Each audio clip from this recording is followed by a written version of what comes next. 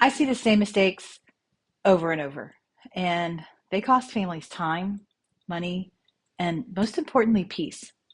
After almost 2 decades in real estate, I have helped many families through the process of downsizing aging parents.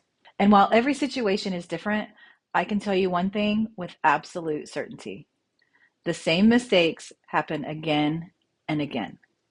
These mistakes don't just make the move harder, they often create unnecessary stress, family conflict, and sometimes even financial loss. So today I want to walk through some of the most common things that families get wrong when downsizing their parents and how to avoid them.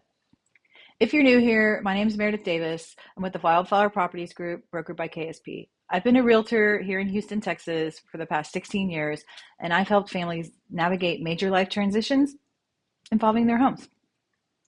And downsizing aging parents is one of the most complex situations that families will face. It involves emotions, it involves finances, timing, and sometimes it involves multiple family members, all with their own personalities, all trying to help, all at the same time. So I've also experienced this with my own family. My siblings and I helped our parents think about what the next stage of life might look like with them and then helped them execute the plan. So, what I want to share with you today comes from both professional and personal experience.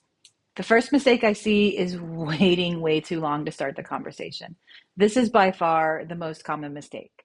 When families avoid the conversation only happens after a crisis. Maybe there's been a fall or a major medical issue, or maybe the house is becoming too difficult to maintain.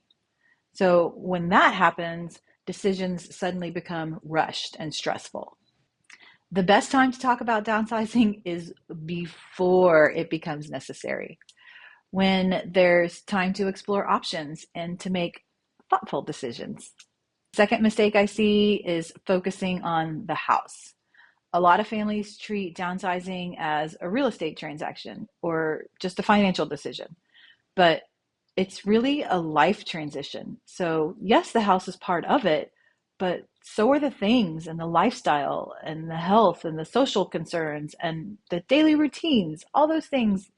When families focus on square footage and home values, they often miss the bigger picture of what your parents actually need in their next phase of life. The third mistake is underestimating exactly how long it takes. When someone has lived in a home for 10, 20, or 30 years, there's a lifetime of belongings inside that house. So sorting through everything can take far longer than families expect. And it's not just physical work, it's emotional. So every project can carry memories and stories, meaning like everything is meaningful to your parents. So rushing this part of the process usually can lead to frustration for everyone involved. Fourth mistake I see is trying to do everything alone. Many families feel like they should handle this entire process by themselves. It's a family matter, it's private. You know it's not just selling a house or liquidating an asset, right? But downsizing often involves several moving parts. You may have to have an estate sale or maybe two.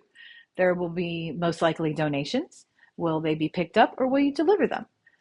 Um, Maybe you need to take care of some repairs. What about staging? Do we need to bring in some supplemental things?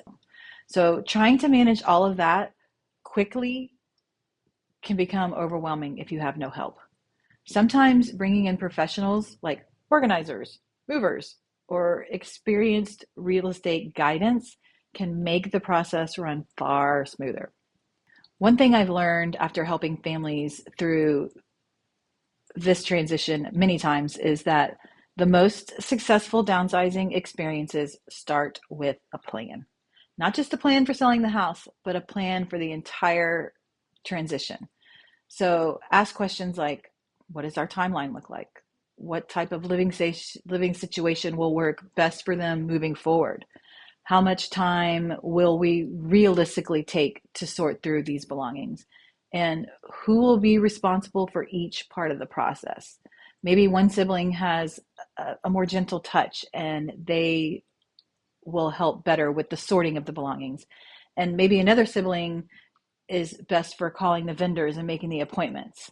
And maybe there's another sibling that lives closer, or maybe you have to do this without siblings. So being very organized from the beginning is more than helpful. It is 100% essential.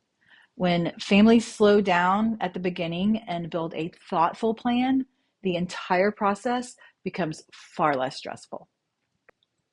Avoiding these common mistakes can make a huge difference in how smoothly the process goes.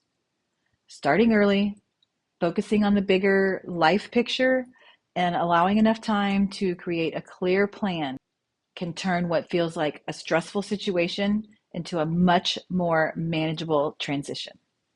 In the next video, I'm going to talk about how to actually start the downsizing conversation with your parents. Because for many families, that first conversation is the hardest step. It is something your family, if this is something your family is facing right now, make sure to subscribe and follow for more. This entire series is designed to help families navigate the downsizing process with less stress and more confidence. So I'll see you in the next video.